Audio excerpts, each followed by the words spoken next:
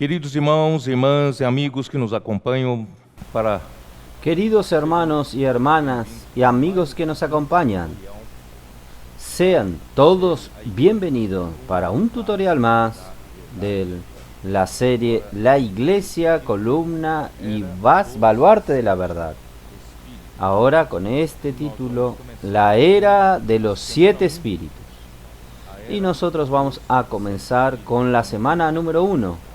La Era de los Siete Espíritus, también como título. Bueno, esta semana comienza mostrándonos que estamos en un momento muy especial. De hecho, estamos en un momento extraordinario. Estamos bien al final de los tiempos. En el momento en que Dios inicia la era final del ministerio de Juan. Cuando Juan escribió el Apocalipsis, eso mostró que su ministerio no era solamente para atender la necesidad de del final del primer siglo, remendando las redes, que las enseñanzas diferentes y las herejías habían entrado en la iglesia.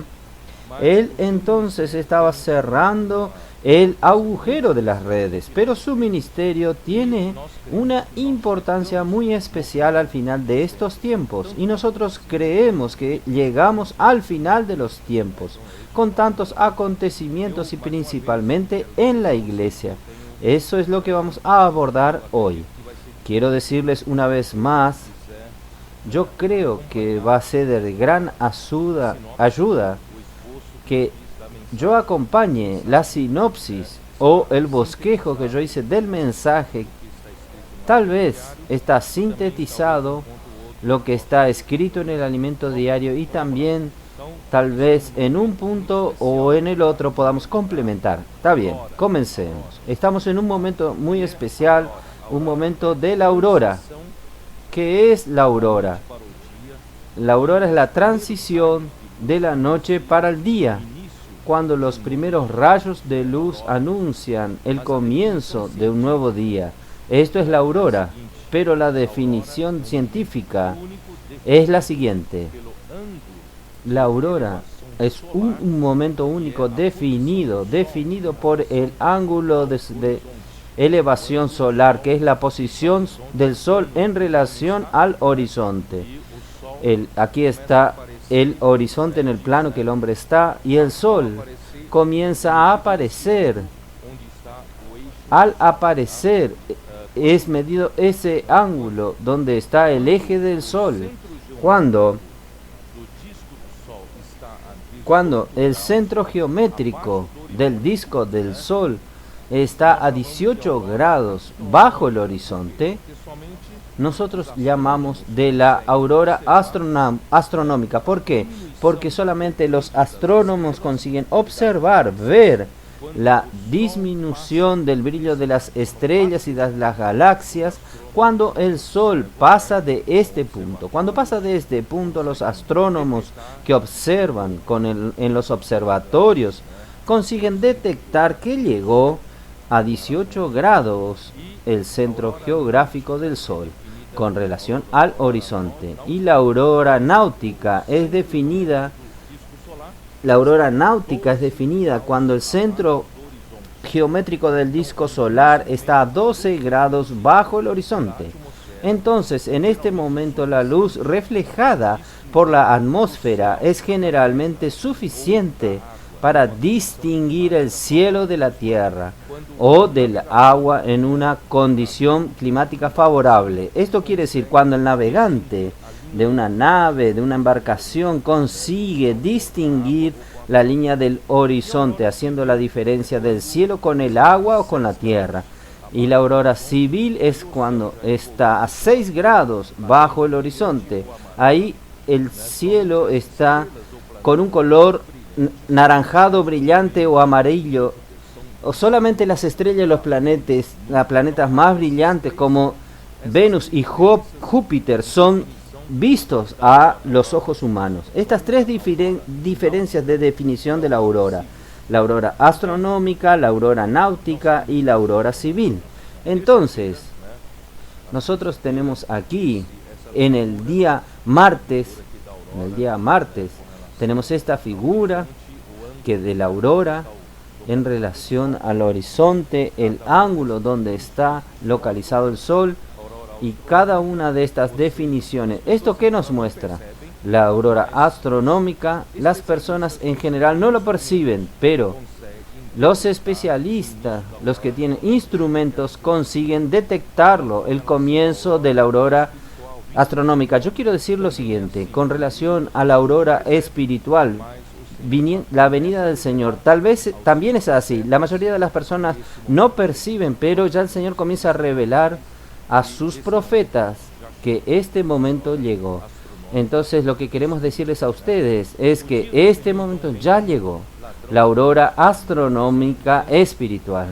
El día del Señor viene entonces como ladrón en la noche. Primera Tesalonicenses capítulo 5, Primera Tesalonicenses capítulo 5, versículo 1 dice así: pero acerca de los tiempos y de las ocasiones no tenéis necesidad, hermanos, de que yo os escriba, porque vosotros sabéis perfectamente que el día del Señor vendrá así como ladrón en la noche. Ladrón a la noche quiere decir, el ladrón viene de noche, él no anuncia a nadie. Entonces, que cuando digan paz y seguridad, entonces vendrá sobre ellos destrucción repentina, como los dolores a la mujer encinta no escaparán.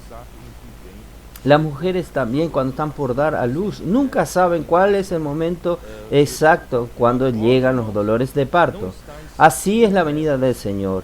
Versículo 4. Mas vosotros, hermanos, no estáis en tinieblas, para que aquel día os sorprenda como ladrón.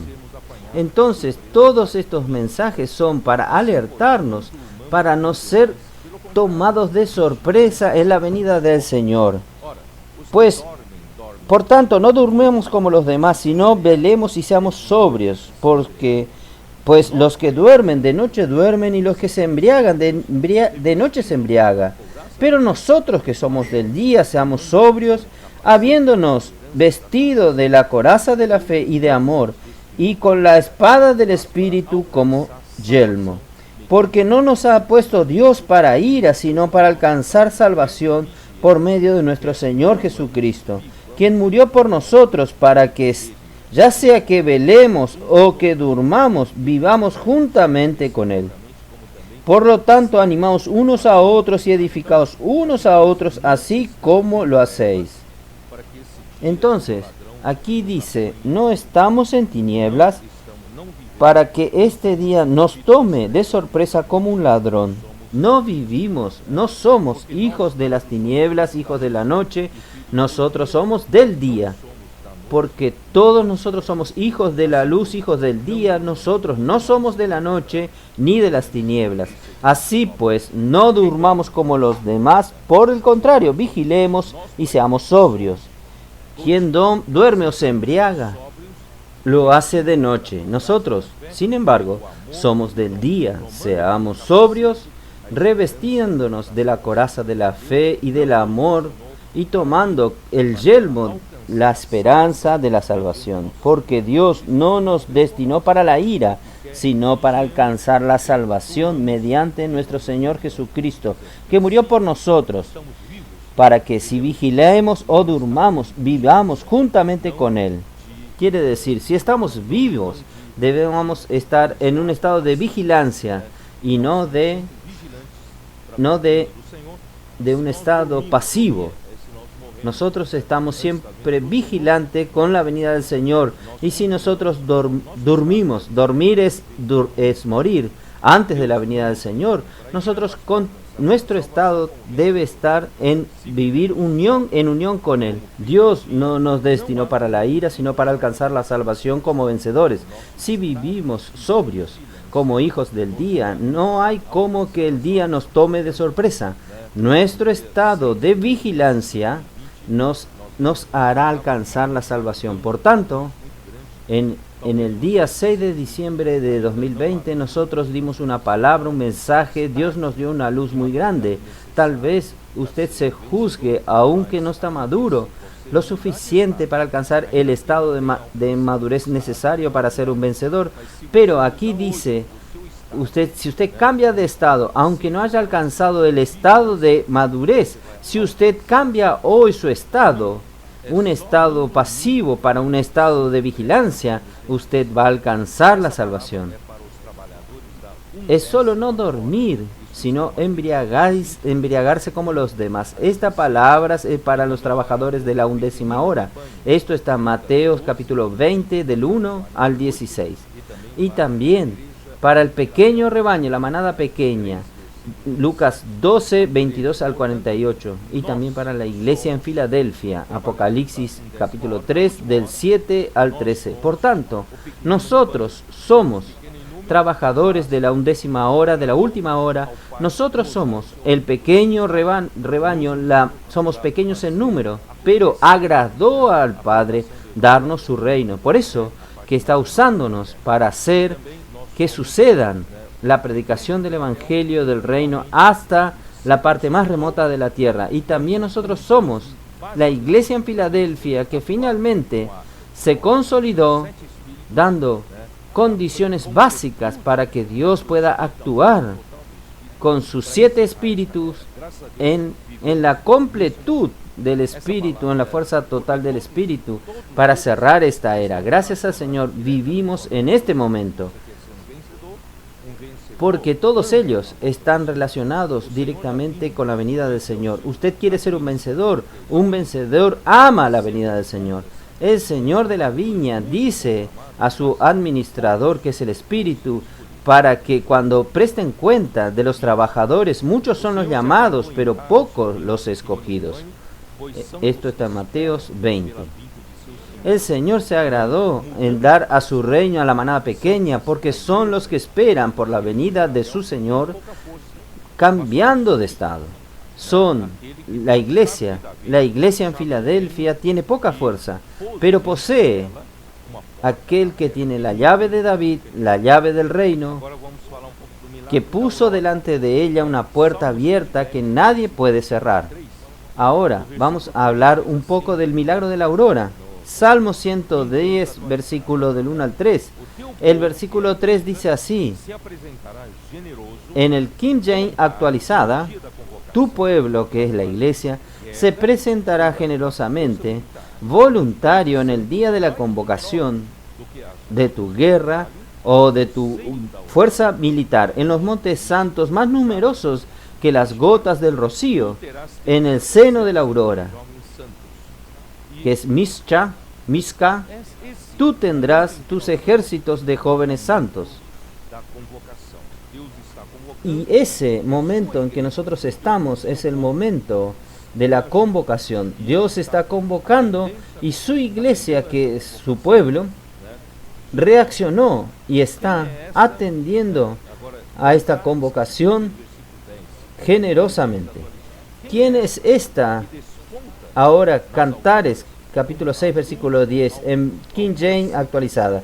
¿Quién es esta que despunta en las alturas como la luz del amanecer, linda como la luna, brillante como el sol, magnífica como el ejército, desfilando con sus banderas? ¿Quién es esta que aparece, que es Shakaf?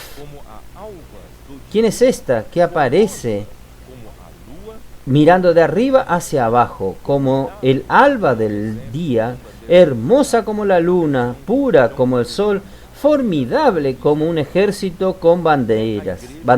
Esto ya es en la versión John Ferreira de Almeida, revisada y actualizada.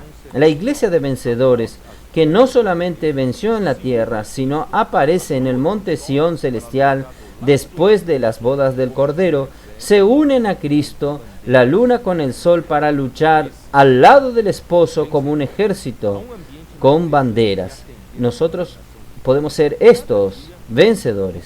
Hay un ambiente en la iglesia de atender la convocación de Dios para cada día que se presenta generoso y voluntario, y los jóvenes que podrían estar apáticos y fríos con el encargo del Señor están encajándose cada vez más. Esto es el milagro de la aurora. Muchos jóvenes, muchos adolescentes, hasta niños, están saliendo con sus padres para predicar el Evangelio, para practicar. Puedo orar por usted. Es un milagro tras milagro. El ministerio de Juan. Juan, capítulo 21, 22 dice, Jesús dice a Pedro, si yo quiero, Juan, permanezca hasta que yo venga, ¿qué a ti?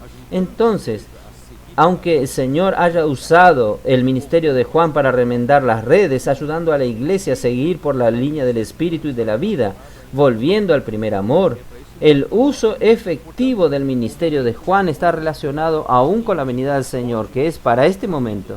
Por tanto, el momento único de la aurora que indica fuertemente la venida del Señor comienza la atracción total del ministerio de Juan, o sea, es la era del Apocalipsis iniciándose. Apocalipsis significa apocalipsis, el hecho de hacer descubierto o revelación de Jesucristo. Apocalipsis 1:1, versículos 1 y 2. El principio de 2, conducir a su revelación a la iglesia. Dios entonces desea dar su revelación a sus siervos, que esto es, a los líderes de la iglesia. Sin embargo, hay un principio muy importante aquí, establecido, que Dios notifica apenas solamente un canal, notifica solo a Juan. Entonces, la palabra profética confirmada ilumina y da dirección al pueblo de Dios como una antorcha que brilla en lugar oscuro. Esto está en 2 Pedro 1:19.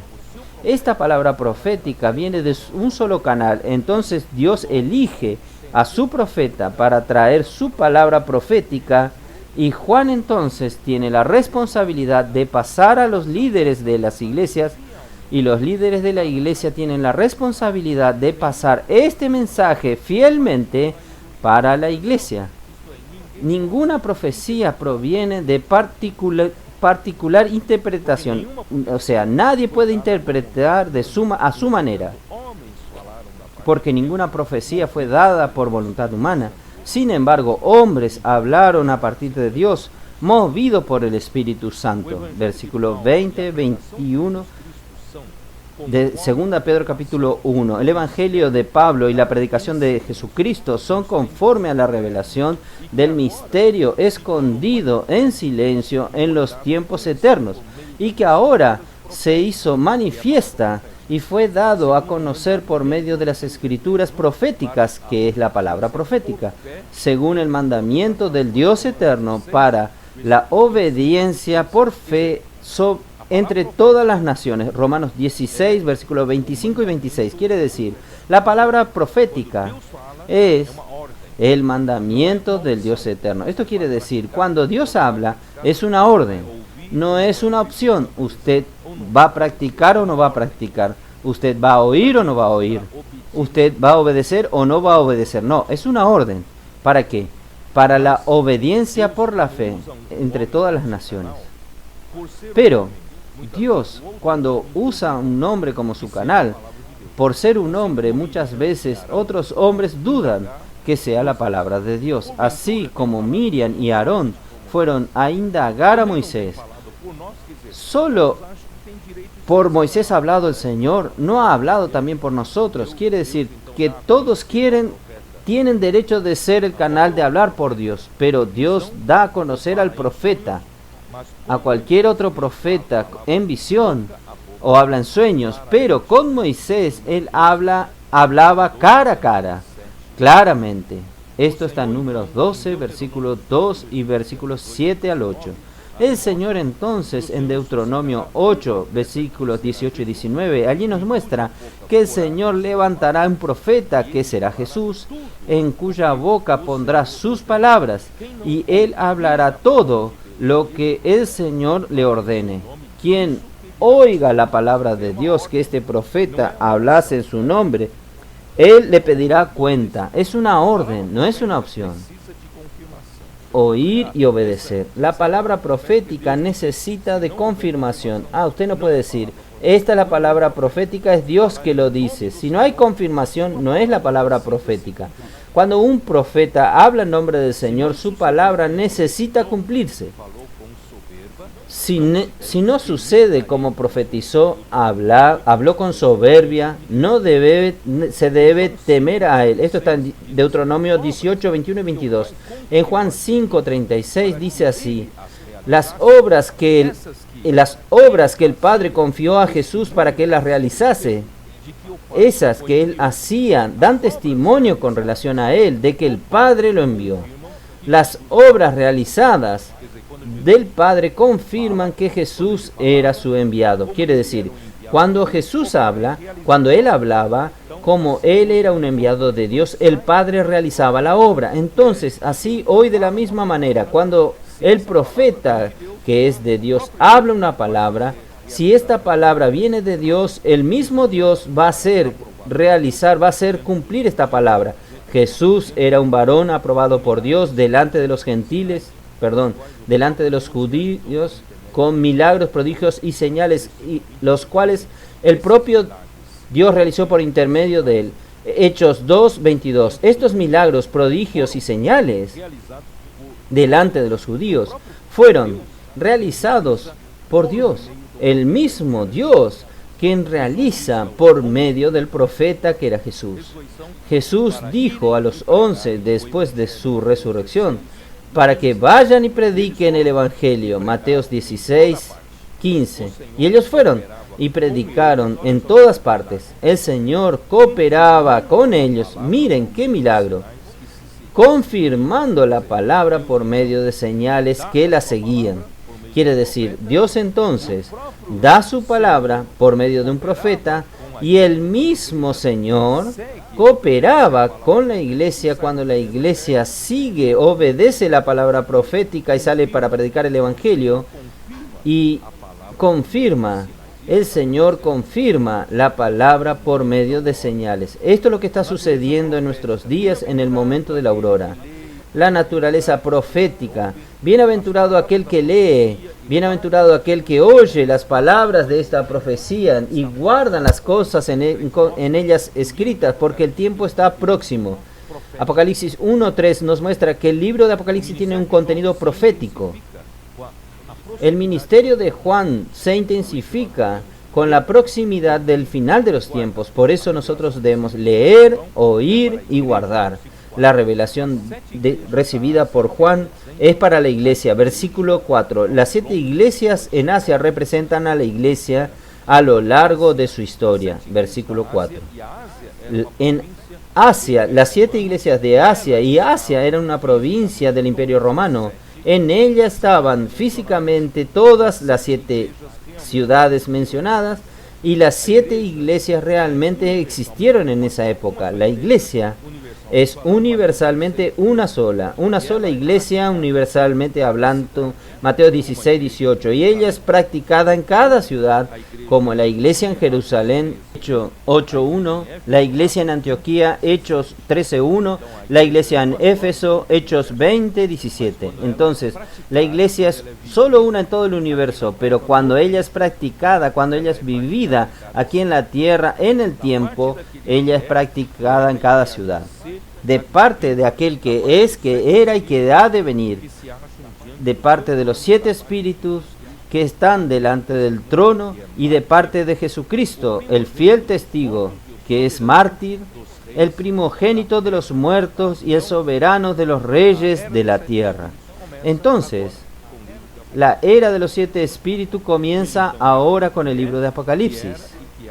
Él entonces es aquel que es, que era y que ha de venir. Se refiere a Dios, el Padre eterno, a su existencia eterna. Establece una base sólida.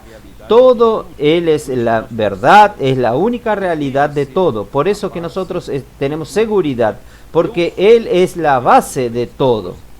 Yo soy el que soy, Éxodo 3:14. O yo seré quien yo sea, o yo me haré quien me torne. El título Yo soy el nombre de Dios denota que Dios es autoexistente. Él existe de eternidad a eternidad. Él es autosuficiente. Juan 8, 24, 28 y 51. Los 7 espíritus se refieren al Espíritu de Dios. 7 es un número de la completud, de la completación. Los 7 espíritus representan entonces al Espíritu en su estado completo, entero y total. A mí me gusta la palabra completud. Los 7 espíritus se refiere a la completud del Espíritu. En la era final de Apocalipsis hay la necesidad de la intensidad total del Espíritu con su poder para vencer la apatía advenida antes de la apostasía y hacer la obra de Dios prosperar en el momento único de la aurora, preparar la novia y el ejército para la última batalla. Nosotros vemos en Zacarías 3, Satanás se opuso a Josué, el sumo sacerdote, para la reconstrucción del primer templo. Y el ángel del Señor mandó sacar las vestiduras sucias para vestirse con trajes propios. Entonces puso la piedra que es Zorobabel, que representa a Cristo, como piedra para la edificación de Dios. Usted puede tener como referencia Salmos 118, 22, Isaías 28, 16, Mateos 21, 42 y 1 de Pedro 2, 4. Y sobre esta piedra única están los 7 ojos, que son los 7 espíritus de Dios. Zacarías 3, 1 al 9, 4, 10 y Apocalipsis 5, 6. La palabra del Señor a Zorobabel, no por fuerza ni por su poder, sino por mi espíritu. Entonces la obra de la edificación de la iglesia no puede ser hecha por el hombre, por la fuerza del hombre, por el poder del hombre, sino por el Espíritu de Dios. Zacarías 4:6. Los 7 espíritus son las 7 antorchas de fuego que arden delante del trono de Dios. La visión del candelero con un vaso de aceite encima, con las 7 lámparas, con los 7 tubos que las alimentan, 2 olivos, 2 ramas, los 2 picos de oro, es la visión de Zacarías 4. Entonces, quien hace la obra es el Espíritu de Dios, el aceite.